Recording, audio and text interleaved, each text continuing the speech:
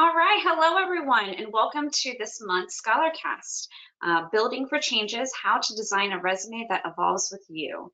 My name is Courtney Pomeran, and I am the Member Engagement Specialist with NSCS and Torch and Laurel. As everyone is getting settled in, I wanted to go over some housekeeping notes with you all.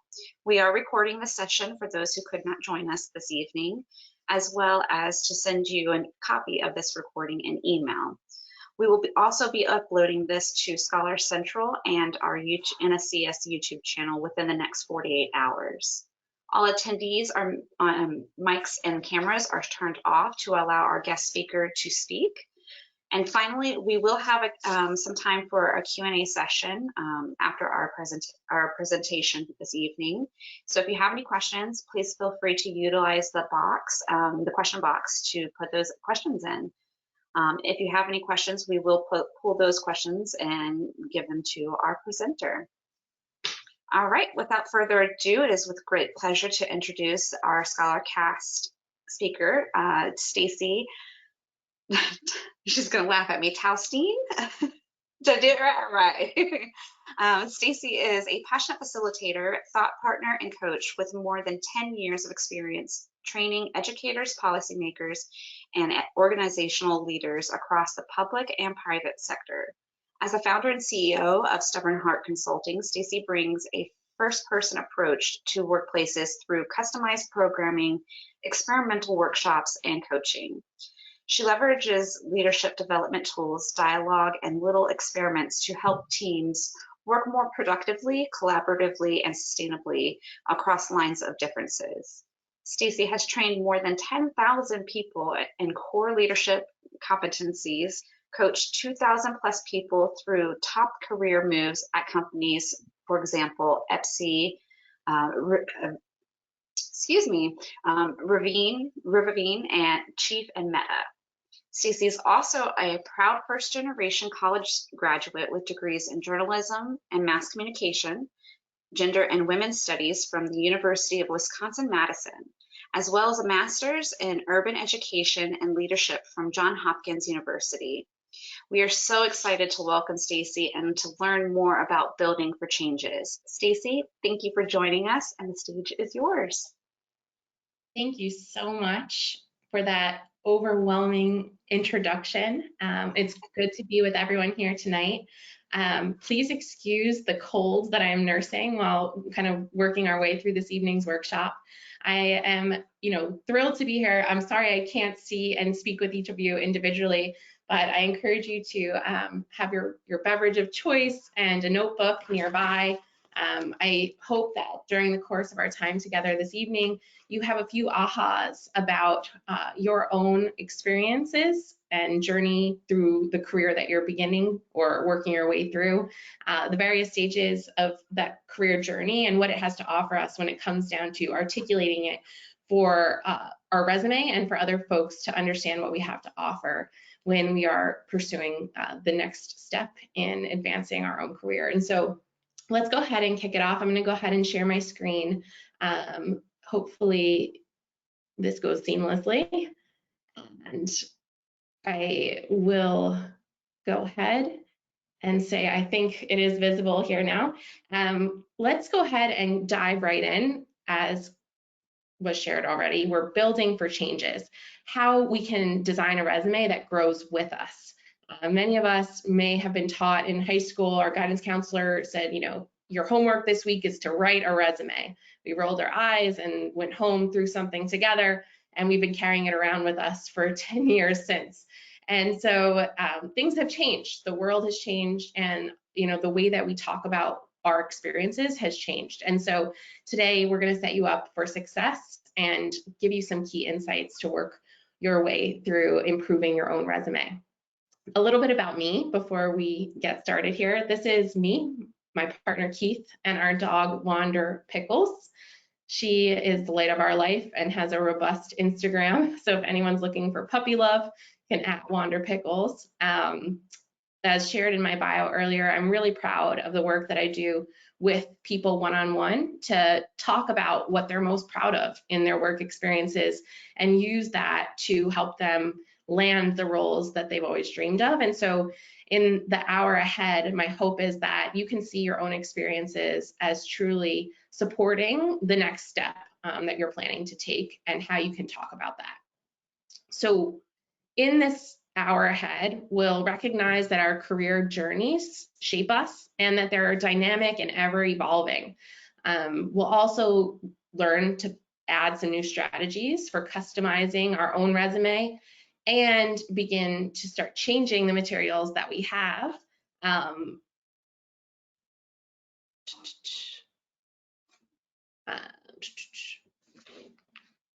Change the materials that we have to make a bigger impact.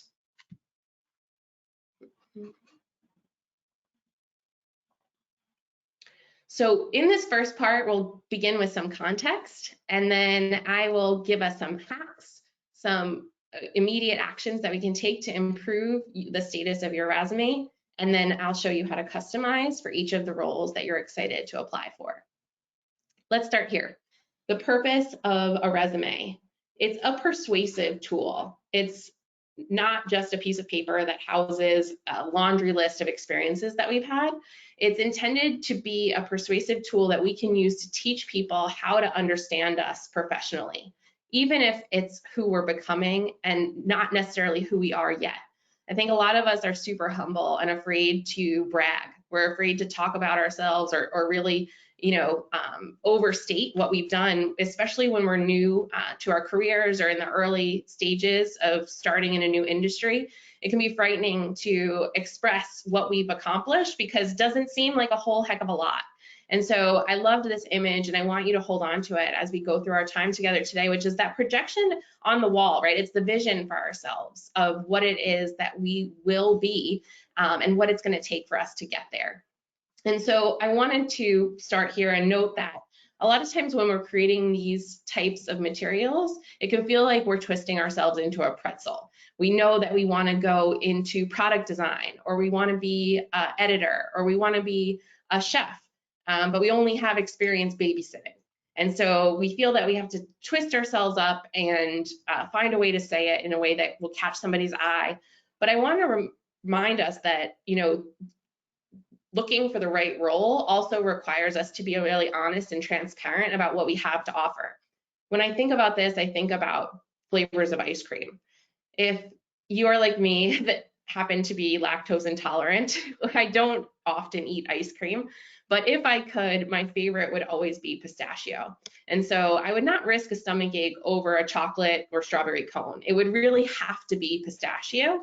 And so I really want to recognize that while we're not the fit for every single role out there, it's really important that we know exactly who we are and what we have to offer so that we can be really convincing about that, because there is a perfect match. There is someone looking for pistachio, and as long as I'm articulating exactly what that is, there's a better chance of finding some long-term career success and satisfaction.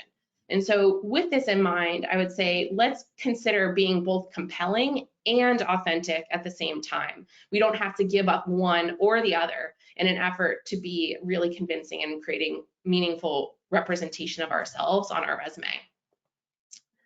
A little bit of context. So we know that it's estimated that most people will have 12 jobs during their lives. Since starting their first job after college, 29% of people have completely changed fields. I hope that you are wiping the sweat off of your brow, thinking, whew, okay, it's totally fine if I've already changed my mind about my major. I fall into this category. Taking a non-linear path in our career is not something that we should be ashamed of. It's actually really beneficial because we're acquiring a ton of skills along the way, and we're creating a really robust longitudinal story of what we have to offer professionally. So no matter where you are in your career right now, I want you to think about, how far you've made it so far. How many types of jobs have you had? What is the impact that those jobs have had on you? And what are you taking away that will position you to be who you imagine yourself to be next? One of the main factors for these changes is a desire for a salary increase. So for some of us, we go into a field and feel that it's underpaying us for what we need to acquire to achieve our personal goals, or to match the financial needs of a growing family.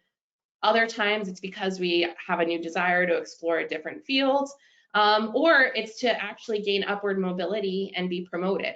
So there's a number of different reasons why people switch, and all of these are perfectly acceptable.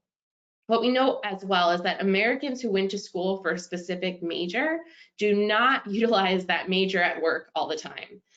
In fact, 21% use all of their education, so it's a pretty small amount, but not non-existent. So there are a certain percentage of us, 21%, who took our degree and ran with it all the way through a lifelong career.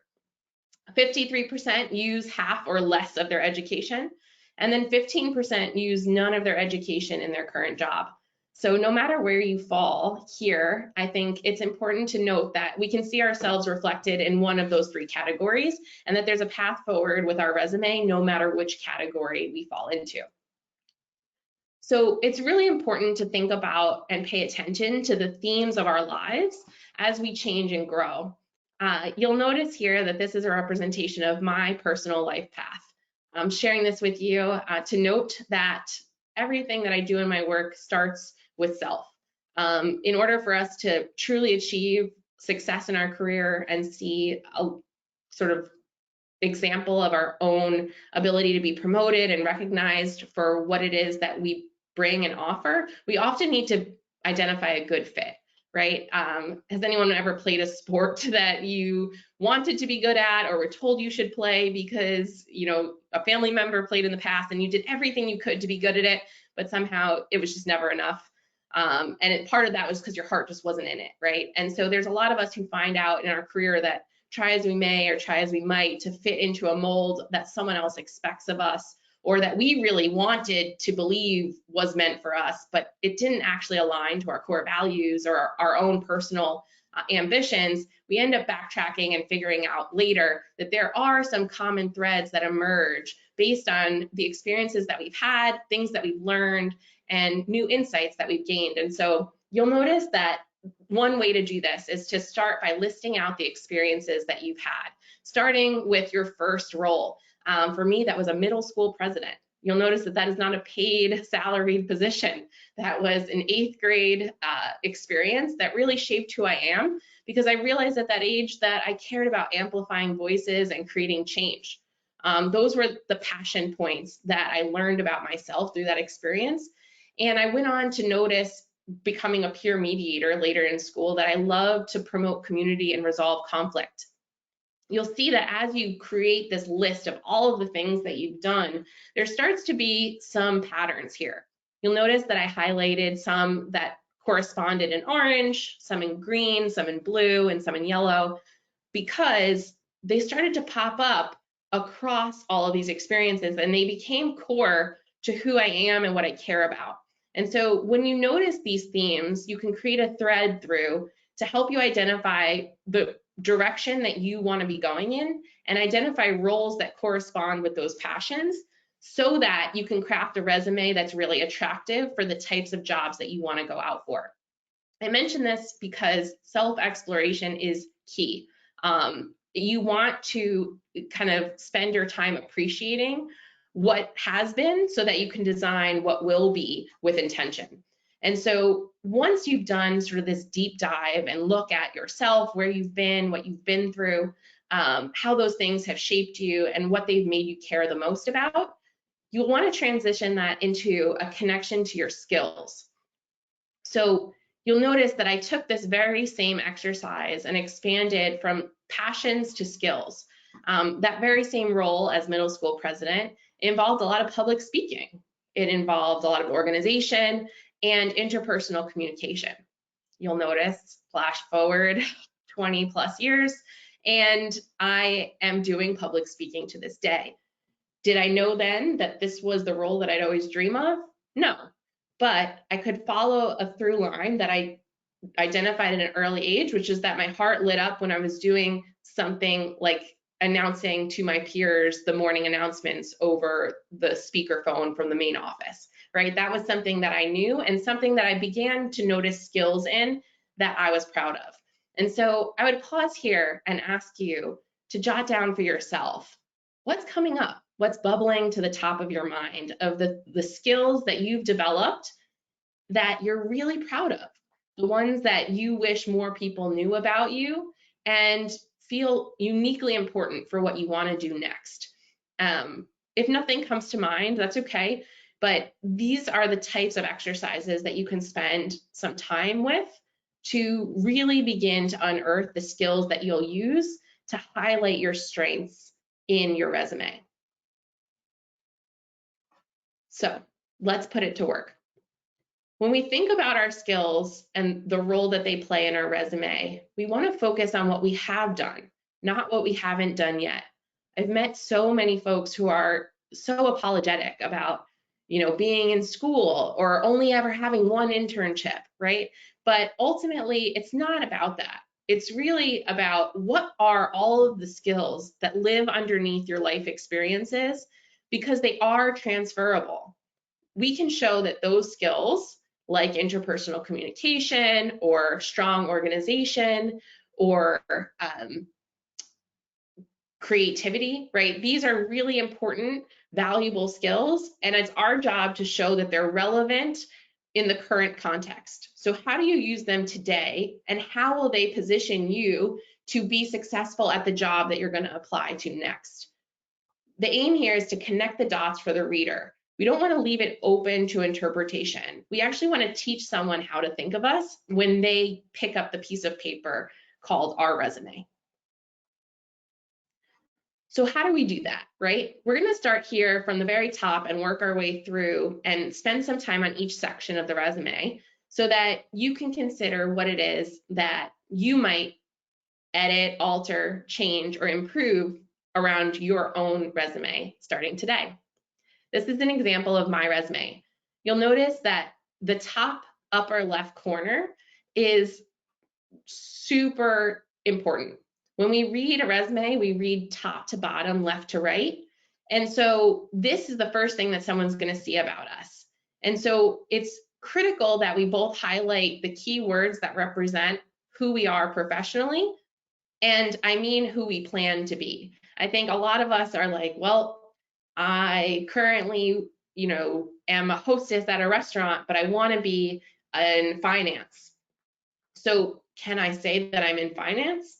The answer is yes, right? You want to position yourself as the professional who you plan to be. So you might choose a keyword like finance here. And then we would explain in your professional summary your relationship to finance in a way that's honest and forthcoming, right? So this professional summary is teaching the reader how to think of you. And it's supposed to talk about you holistically, you as a whole human being doing all that you've done to introduce the likelihood that you'll be able to do what they're asking for in the job that you're applying to currently. So take a moment and read this description and notice that I'm helping the person to see that I am a facilitator and thought partner, and that I'm giving a metric that helps them to place how long I've been doing this work. Those of you who have, 30, 40 plus years of experience, this can feel like both a positive or a negative when folks are considering ageism. We've seen in the landscape that folks have judged folks they perceive to be older candidates, and so folks have asked me that question: can I leave this out, or do I have to say how long it's been if I don't want someone to judge me? And likewise, if you only had 1 year of experience, you're like, I don't want to list that because it makes me look like I'm too new. And the answer is whatever makes you comfortable, right? Whatever feels like the most compelling way to explain your skills is absolutely, the right move. I would say you don't want to be caught up there. Your emphasis is really on the key words that relate to the industry you plan to go into and the relationship that you have to that work. So you're going to dot the line back to what you've done that relates to it. And you may say something that piques their interest. This is like the teaser. If you were to open a new book and only read the inside cover or the back cover to decide if you were going to continue reading, this should be interesting enough and compelling enough that someone wants to finish reading your resume. A few things to consider. Number one, it's be clear, concise, and simple. I know that, folks are all about the thesaurus and finding the snazziest, jazziest word to put in their resume, but ultimately, no one wants to feel confused because recruiters and hiring managers are reading hundreds of thousands of resumes a day. And they're also going through ATS systems. Those automated systems that are reading our resumes first are not equipped to comb through lengthy, confusing sentences that are disjointed or sort of overly using keywords. So our aim is to be very clear and intentional. It's also to look clean and minimalist for the viewing pleasure of the person who is in fact reading the resume. We've seen many eras of the resume where we go through moments where it's popular to have a photo, or maybe it should only, have a few of these sections, or what about these sections? We've been told conflicting information for years and years. And so I want to emphasize that in the current landscape, what we know is the simpler, the better. And organizations that are doing their due diligence to hire with equitable practices in place are trained to extract identifying components that would sort of enhance the likelihood that people's biases would affect the hiring process. And so you don't want to add anything extra to your resume that would just need to be taken off. So you really want to think that through. So leave the pictures off, aim to only have one column so that it doesn't disrupt the readability of your resume inside a automated system. And consider the fact that your professional summary is there to prime the reader. It's there to get them excited about you, and it's there to help them understand who you are, rather than reading the whole resume to say, I think that they would be good for finance, right? You're telling them off the bat to make it easier for them to understand you.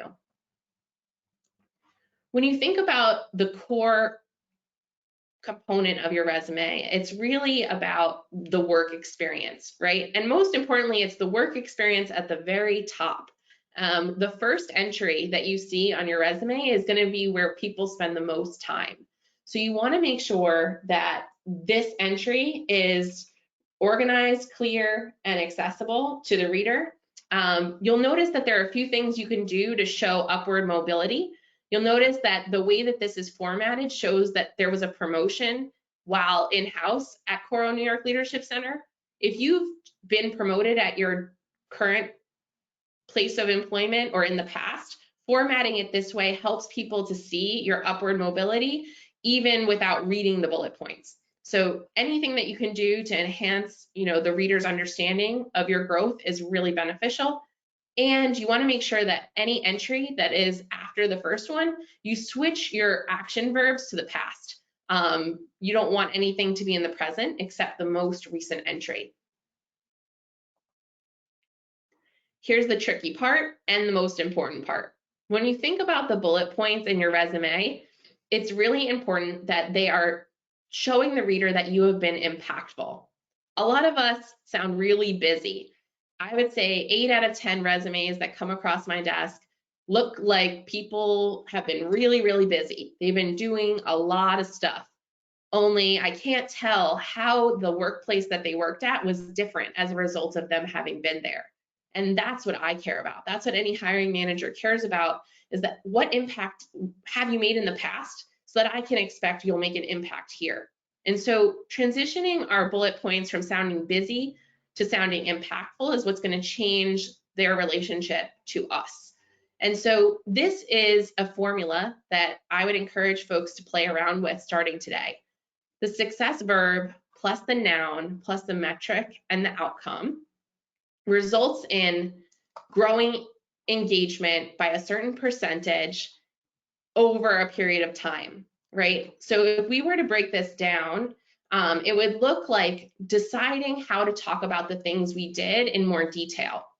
When I think about planning an event, let's say a family reunion, right? Anyone planned a family reunion? Cool. We could list that as a bullet point of something we've done, or we could articulate it by saying, planned the first ever family reunion for 200 of our nearest and dearest friends, resulting in 100% attendance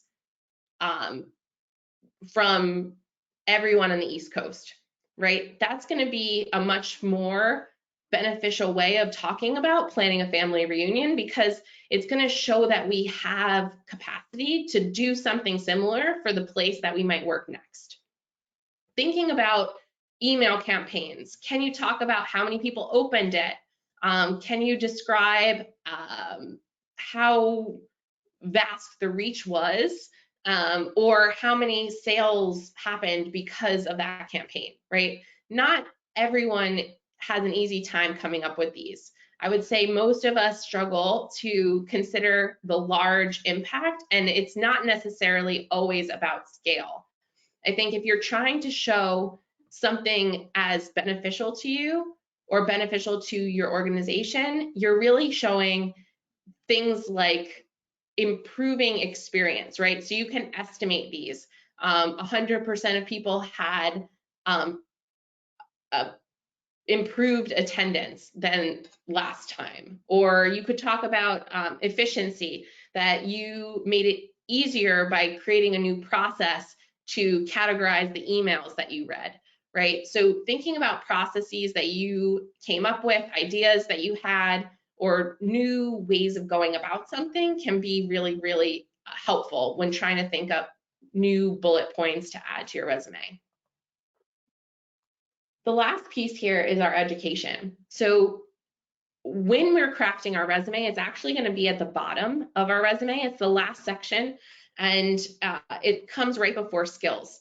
So the education piece is pretty simple. We're encouraging you to save the majority of the space on your resume to highlight all of those incredible experiences that you were building for yourself, and then showcasing the impact that they've had on you and that continue to prop you up as someone who would be a great hire. The last piece is sort of a catch-all though. Your skills is where you're going to put all of the things that you are in command of. So for some of us, these are technical skills. Perhaps you know coding, perhaps you know certain software, perhaps you have used certain platforms for community building. Maybe you are really an avid reader, right? Some of these things are, listed in job descriptions, and you can reflect them back by highlighting the skills that you have. So the big question is, what if it goes over one page? You'll notice that my resume is a little bit longer than one page. I'll note that I've also been working for quite some time. So those of you with a 10+ year career, you can expect to be a little bit longer than a page, and that's okay. I think you want to err on the side of sticking to one page if you're newer in your career and it hasn't been quite that long. The ultimate goal is to ensure that the person reading is intrigued by what it is that they see and that they continue to digest the information.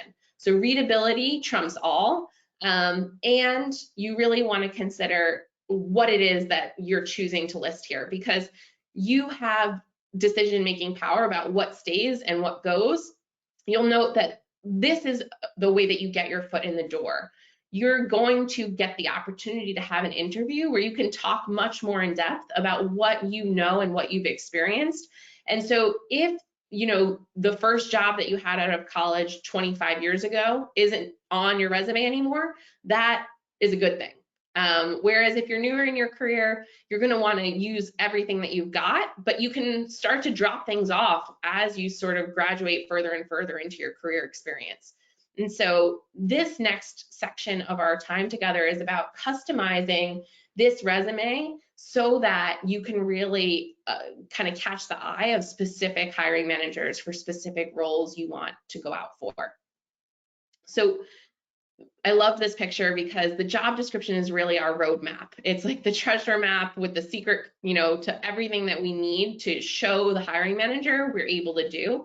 And again, this is not about twisting ourselves into a pretzel just to be everything to everyone. It's about deciding what's the most important for this role that we want, and then what do we have that is, a mirror image of what it is that they're asking. And so I want to highlight that there are a couple sections of the resume that you're going to want to hone in on for deep customization. When you apply to a particular job, your professional summary should get tweaked every time. The most important aspects of what they're asking for in the role that you're applying to should be reflected back in your summary, right? So some things may stay the same, but you may want to ensure that what you include here as, prior experiences are actually experiences that the job is asking for. And then you'll notice that these bold arrows speak to high degrees of customization. You're going to want these to be deeply customized bullet points because, again, this is where the reader is going to spend the most time. And then you can gradually spend less and less time on customization as you go through the resume. But ultimately, it's really important that you're taking the time to zhuzh these bullets into exactly what the reader would need to see to feel confident in your candidacy. So how do I do that, right? The question is, where do I find what they're looking for? And typically it's found in the responsibility section of a job description. When you read the job description, it'll tell you what the responsibilities of the role are and what the qualifications would include. And so what I would do is spend some time reading the responsibilities and identifying the hard and soft skills that they're asking for, whether that's managing a team or member outreach. It might also ask for, leading strategy. It would mean that you want words like strategy, external relationships, and data to show up in your own resume. And so you would select the keywords that are most heavily represented in this job description and begin to embed them into your own bullet points. And so again, this is not about kind of turning a square peg and fitting it into a round hole. It's about reflecting on your own experiences, identifying the areas in which these, have occurred already and how you can speak to that. And so sometimes that can feel challenging when you're making a huge pivot or switching to a new industry. But the reality is that you can also seek out new experiences through volunteer experiences, getting involved with NSCS or other, programs similar to it, so that you can really have the robust set of qualifications that the roles you're most excited about are asking for. You'll notice that if you're consistently looking for event planning roles and all of the jobs are asking for prior experience hosting, then you're going to want to get some real experiences hosting so that you can reflect that into your experiences in your resume. So notice things like credentials or non-negotiable pieces that they're requiring you to have. Those are the things that you absolutely want to make sure show up in your resume.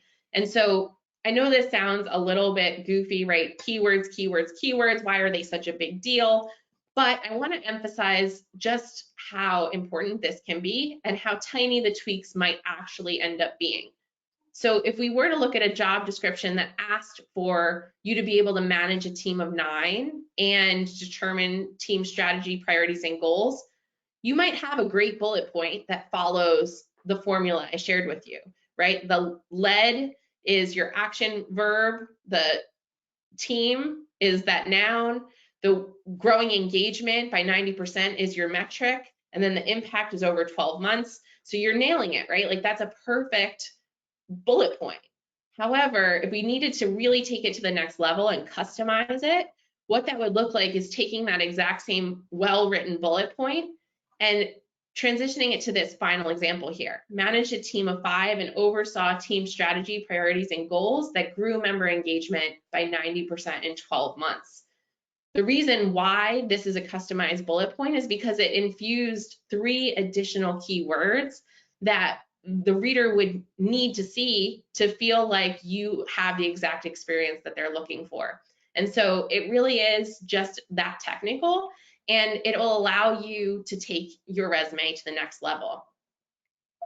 So we have been kind of at it for quite some time, and I really want to leave some space for questions. But I think it's important to note that your experiences make you who you are, and you are building skills every step of the way. So never disqualify what you've done, because it has and it will continue to serve a purpose on your career journey. Your resume is a persuasive tool, And it is up to us to decide how compelling we want to be. Our goal is to help people understand us honestly, transparently, and to get the right match. Like I said earlier, it's not about trying to be strawberry or vanilla ice cream. It's about being so pistachio that the right people looking for pistachio can find us. And so really getting clear about who you are, what you stand for, the types of roles that you're going to be pursuing, and making sure that your materials reflect that for the world. And so your resume is a great place to start. Many of you are likely taking your brand online and can leverage LinkedIn to really have the same impact or a more expansive impact even than just the resume. But consider all of these expert tips as tools that you can put to practice so that you can customize your approach and really set yourself up to succeed and find career alignment long term. I'm going to go ahead and pause there and see if we can open this up for some Q&A. All right. Thank you so much. Let's see, let me go ahead and exit out of this and bring the camera back on. Okay.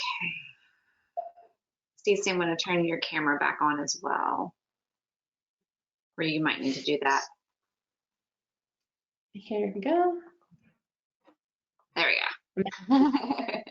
Well, thank you so much for this wonderful, very wonderful presentation. We've got a bunch of questions coming in right now. I'm going to go ahead and start reading off some of the ones that we've already had. One question that popped up was, what would you suggest an individual who is still in high school to do to build a resume if they don't have working experience? Yeah, so the first thing that I think is the most important is get experiences. Sign yourself up for everything that you can find that falls into your interest areas. So experiences don't have to come to you. You can actually go and create them. So one of my greatest suggestions is to approach someone you admire who has room or a need for some extra help. I'll share, I'm an entrepreneur. I started my own company. And so I, have cherished the opportunity to host interns in the past who've gone on to lead in great careers. But when they started with me, they had zero experience in marketing or in advertising, right? So there are going to be a lot of places where there's a high need. And if you can identify those places, they can be, small, local, mom and pop type shops or startups or new organizations that don't have a lot of support or expansive workforces. You can approach them and solicit an opportunity to, gain new skills. So if you're clear on what you want to have an experience in, you want to go and get those under your belt so that you can start to establish bullet points of your own experience and start writing them down. So every time you have a new experience, you treat it as a chance to write one of those bullet points in the formula that I listed. So you can kind of reverse engineer your resume that way by kind of designing what it is that you want it to be, and then kind of doubling back and judging it afterwards. Zhuzh, I like that word, zhuzh. In the past, I was told that the summary should never be written in the first person. What is your opinion on that? So this is, again, one of those age-old, conflicting advice moments. I think depending on the industry that you're applying to, spaces have different perspectives on this. I think first person is sexy in startup land, and shorter, more direct language also is at home there. Whereas if you're going for a government role or something highly corporate or where you perceive it to be a really formal culture, you may want to kind of go and do some covert research and get on LinkedIn, look up how some of the folks who work there are representing themselves in their professional summary on their LinkedIn profile and mirror that back. I think ultimately mirroring organizations and showing that attentiveness to do your research gets people really far. So that's, not guarantee thing in the sense that there's no one size fits all response there, but I would say absolutely focus on mirroring and do any sort of covert research that you possibly can, because it'll really help. Yeah, that sounds good. This one made me chuckle when I read it. The dreaded keyword system. How do I get through it? So there's some cool strategies out there. One of which is old school. You can make a word cloud and pop the job description in it. The words that come biggest and boldest in the word cloud are going to end up being the keywords you need to see the most of in your resume. There are some expensive tools out there. There's one called Job Scan where you can put your resume in next to the job description that you're applying for, and it will tell you how compatible yours is. And so you'll be able to see if you get to an 80% match, 90% match. I would say you never want to wholeheartedly go overboard with keywords because you need to prepare for if a person is reading it. I think the biggest mistake people make is they care too much about, bots reading our resumes, and they forget that sometimes it really lands in someone's hand, and it matters how they read it. And so I would say hold in one hand that you want keywords and hold in the other that it should sound good to a reader. And then what that middle ground ends up being for you is the sweet spot. So that's what I would always use as a North Star for a resume. That's awesome. Yeah, I've experienced that myself. Keyword systems are sometimes never fun. Should we have one resume for universal use, or should we have one for each position we are applying to? So I always say you should have your one kind of like evolving resume, right? It's never static, but it's one that you can keep as your main resume, and then you edit from there. So I always take that main one that you feel really good about, and then you make a copy, resave it for the organization that you're applying to, and then you customize. So you end up really having a customized resume for each application that you turn in. Good to know. However, it gets easier if you keep applying to the same types of industries. So let's say you're surefire want a marketing role. The more and more and more you apply for marketing roles, you'll kind of get closer to one that ends up being good for multiple applications. Is it still expected to include an objective on a resume?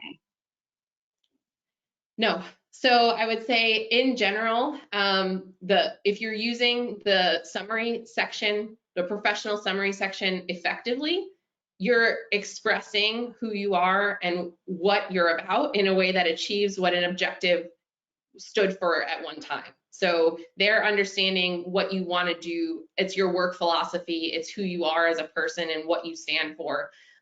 So really, besides someone listing an objective of I want a job, there's really no reason to use up space with a classic objective anymore. Another one is if a college student, or if I am a college student, do I need to add my high school on my resume anymore? So I would say if you're really in the early parts of your career, you'll see that some people are doing it, but I think that's a personal preference.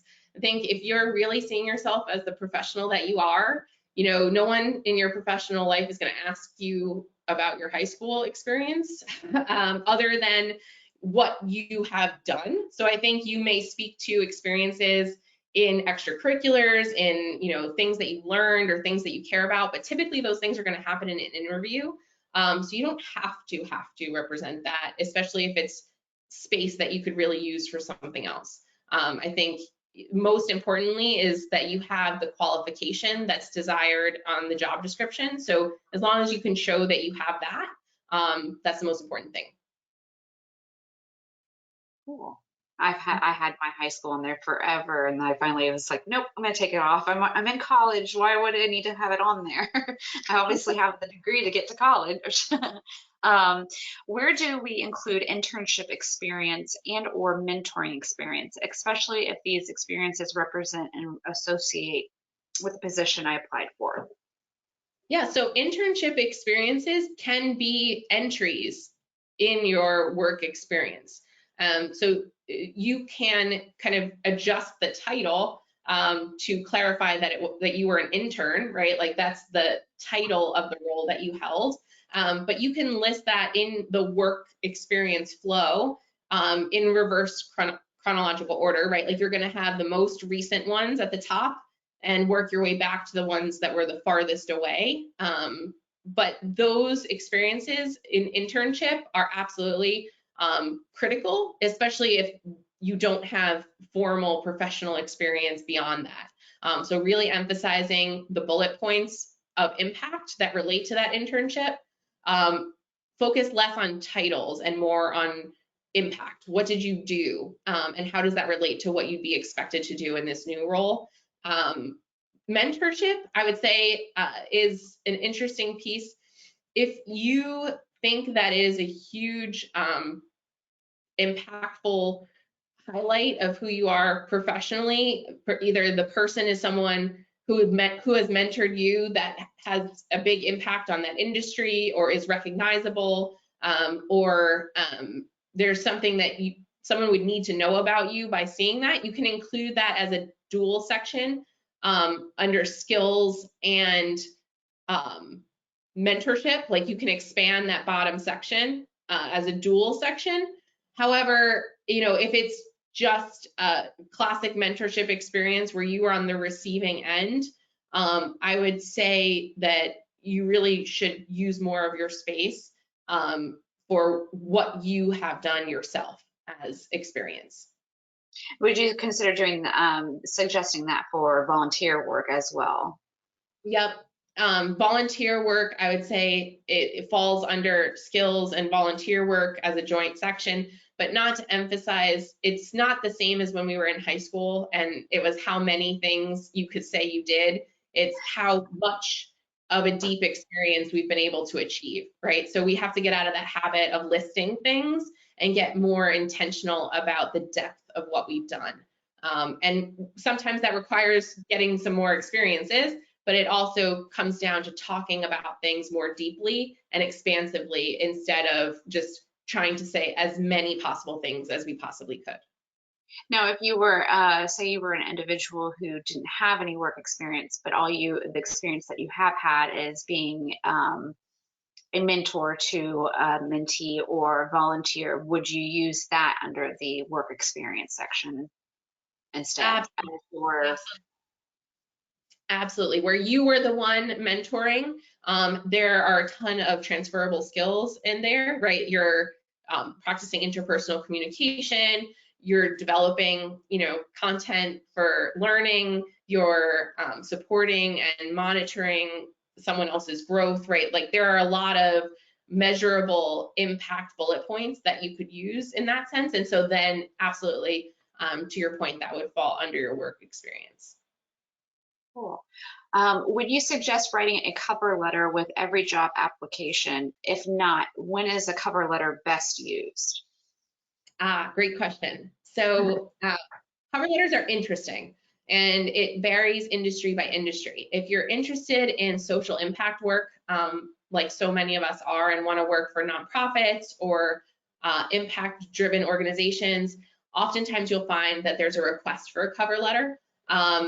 Whereas if you're kind of working for a massive enterprise-sized company like Meta or Google or one of these huge Amazon, right? Like they typically, you may not see a request for a cover letter because there's no capacity to read them, right? Like with the volume of 50,000 applicants a day, there is just not the ability to be able to read those. And so I would say where it is not explicitly requested, I would not spend too much time doing it. Partially because it's in an effort to not give someone something they didn't ask for.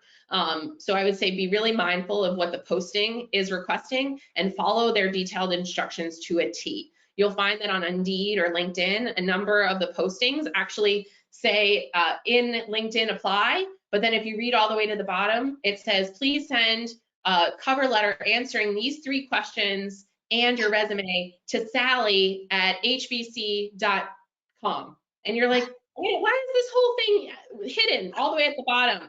And part of it is you know what, they're waiting to see who actually follows the directions, right? Like who really is going to take the necessary steps to deliver their application in the format that is being requested.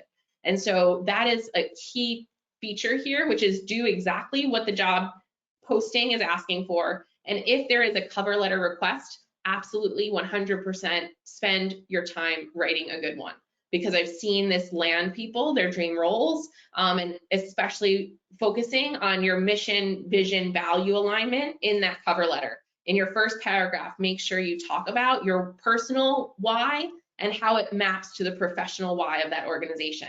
If you can answer that clearly, it's going to make you a much more compelling candidate. That's good to know. Michael said, thank you for that, clarifying the page, the numbers of page. I have over 30 years of experience, was worried about going a little over. So, we include our achievements in education, for example, NSCS, or if you're involved as a chapter officer and you receive an award from your school of achievement of leadership or something of that source, where would you add those type of achievements? So this is an interesting question. And again, it's very industry specific. So a lot of folks ask me about research when they've written or published something. Some people are asking about their thesis or their capstone project or some of their really proud academic achievements.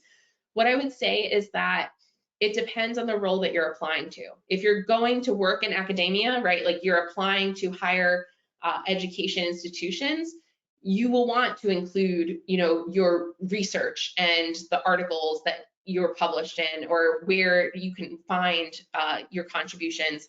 I think depending on sort of what it is that you want to apply to, you're going to make a decision about how much room you have left, what it's saying about you, and how that relates to what that company would choose in a candidate over another, right? I always say, like, evaluate your whole resume. Once you're looking at it and say, you know, what jumps off the page and says, I'd be a better candidate than another one.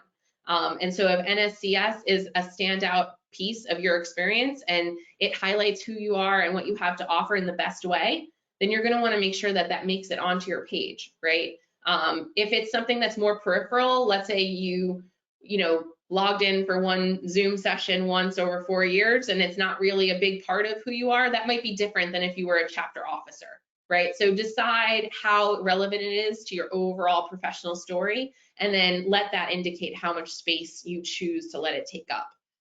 But ultimately, any significant experience is really important. And so I would say if you have been involved in NSCS and care about it as a foundational part of your professional sort of trajectory, make sure that you find a way to emphasize that as well. Definitely. This is another interesting one. I haven't worked in over 10 years. I have been a homemaker and am now a student. How do I account for that long pause of employment?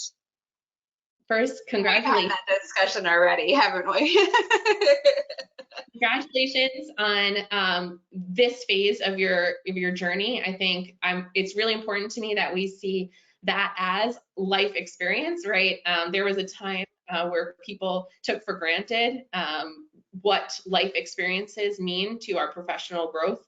And so now more than ever, I would say it's really important to own our story. And so for myself, I manage chronic illness, and there may have been time where I was not working, right, for a year at a time.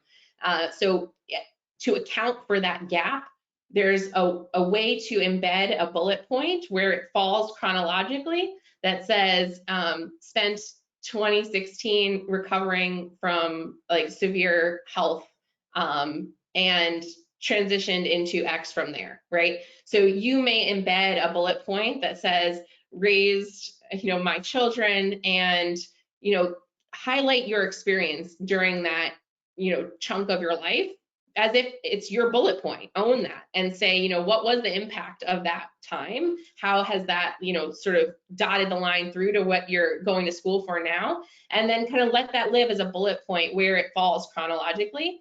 And then, you know, in the right alignment, you'll have a chance to speak to that more deeply in an interview.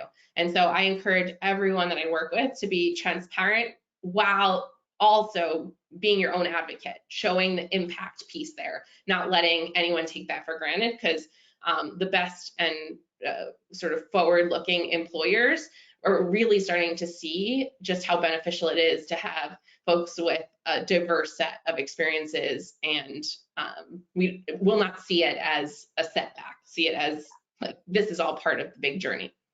I think that's a taboo or an old thinking ways of the stay-at-home parent, or the parent that there's that gap year or years and they come into work, oh, they're going to be a problem because they didn't have that experience or whatnot. And that's far from the truth now.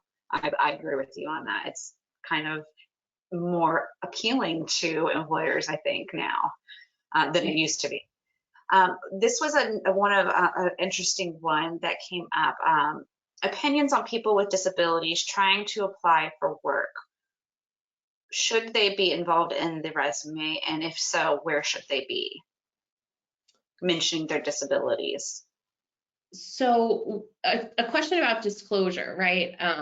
Trying to explore what it means to disclose in the interview process. And I would say this is deeply personal and something that really comes down to your comfort and your journey. I would say, you know, for me, there was a lot of advice for years around not disclosing, right? Because it's illegal to discriminate against folks for being otherly abled. And yet that's not what it feels like in the job search, right? Like being openly rejected for what I knew was a consideration related to a certain accommodation that I needed or requested. And so I think you being your own advocate around disclosure and deciding how comfortable you feel in what context and when it's right for you is going to be your number one best option. I think, again, legally, right, like there's that boilerplate description at the end of every job description that says that the employer cannot and will not discriminate, while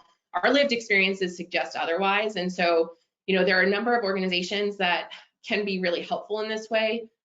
Chronically Capable and the Mighty have created job boards explicitly for folks who identify as being otherly abled and work with partners who kind of sign on to expressly commit to not discriminating in their hiring processes. And so I think there's a greater openness to disclosure and to transparency in the interview and hiring process. And so kind of seeking out places where folks are really ahead of the curve and being proactive about this in the process has been helpful to me. But those would be kind of the best recommendations I have in the imperfect landscape that we're in right now. But still not feeling like you have to list that on your resume, because there's no indication or reason why anyone should have to list anything. It's really up to us. Yes. And the number one question, your slideshow. Will we get a copy of the slideshow? I told them I would ask you. It's my secret sauce. No. Listen, this is a combination of expertise. I would say none of this is mine, right? Like these slides are a gathering of research and tools from the internet and from, you know, other places that I've, you know, pulled together in a combination of what's been helpful to me and other job seekers. I've mentioned a number of other external sources. I want this work to be the work of a community. It's all of us putting our heads together, bringing the best of what we've got, and also evolving as things inevitably will change over and over and over again about best practices as it relates to this. And so with that being said, you know, I'll talk with folks at NSCS about how best to make things available. Well, we are recording this session, so they can always go back to once they get the copy of it, they can always go back to view it again. Well, we have hit the 8:30 mark. I do want to let everyone know underneath the handouts tab there is a PDF to stay in touch with Staci. She's provided her LinkedIn account, Instagram account, her email, and her excuse me, Stubborn Heart Consulting website. So be sure to save that. We will also be uploading that to Scholar Central within the next 48 hours for you guys to have as well. Be sure to follow her on Instagram and LinkedIn. She loves making those connections, and reach out for any other questions that you have for her. We thank you all for coming. Staci, thank you so much for joining us and giving an amazing presentation on resumes. I think that we all can constantly take classes or watch information or videos or whatnot when it comes to the ever-changing resume requirements. So we really appreciate all of that you do. Thank you to all of our NSCS members and Torch and Laurel members for joining us this evening, and we hope you all have a wonderful evening. Bye, everyone.